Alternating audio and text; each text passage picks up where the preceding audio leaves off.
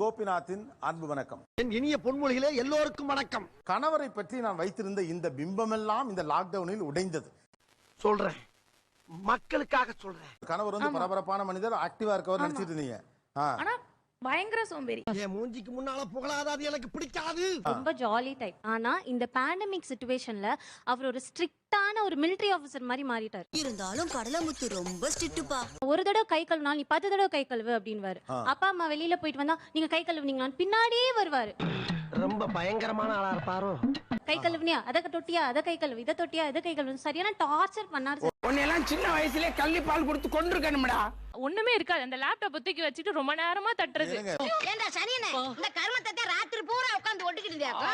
இப்போ வீட்ல இருந்து மொத்த நேரமும் போன் தான் நோண்டுற மாதிரி இருக்கு. ஆக்சுவலா அவர் அவ்வளவு பிஸியான ஆளு கிடையாது, பிஸி மாதிரி நடிச்சிட்டு இருந்திருக்காரு. வெளியே வா, மம்பட்டி எடுத்து நடுமண்டு பொடுக்கலையா. ஹஸ்பண்ட் வந்து ஒரு ஃபிட்னஸ் ஃப்ரீக். கல்யாணத்தப்போலாம் வந்து 6 பேக்ஸ் வச்சுட்டு அப்படியே இருந்தாரு.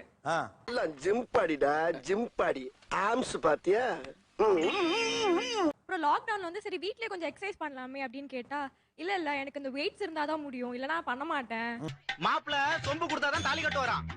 சரி காலையில சும்மா வாக்கிங் ஆச்சு போயிட்டு வாங்கன்னா, இல்ல காலையில எந்திரிக்க முடியாது அப்படின்னு மழுப்புறாரு. சும்மா இருக்கனே, உழைச்சா உங்களுக்கு வேர்க்கும். அதான் ஆகாதே. ஆமாப்பா, எனக்கு வேர்வை ஒத்துக்கிறாரா?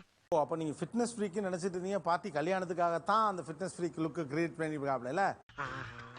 கண்டு விட்டாளையா, சூச்சமத்தை கண்டு விட்டாளே. முன்னாடிலாம் வந்து கம்ப்ளைண்ட் பண்ணாம சாப்பிடுவாரு. என்ன மனுஷன்?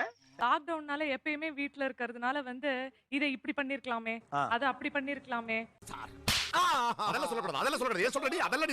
மோஸ்ட்லி அவர் தான் குக் பண்ணுவாரு. எப்போதுமா நான் சமைக்க ஆரம்பிச்சான்னா எல்லாரும் வாயில எச்சுதான் ஊறும். எதுக்கு உன காரி துப்புறதுக்கா?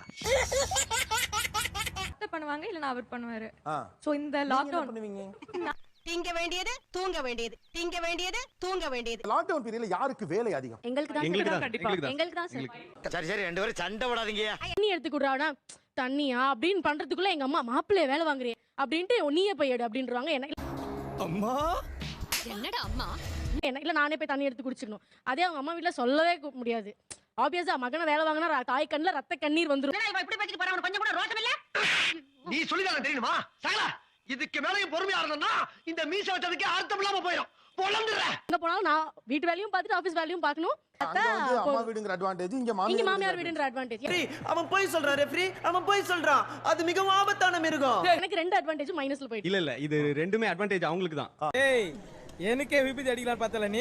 எங்க வீட்ல இருக்கும்போதே என்ன வேலை வாங்குறது எல்லாம் ஆரம்பிச்சு இப்போ வந்து 50-60% போயாச்சு. எங்க வீட்லயும் இப்போ அவங்களுக்கான வேலை எல்லாம் நான் தான் செஞ்சுட்டு இருக்கேன். குண்டு பைப்ல எப்படி கோர்த்து விடுது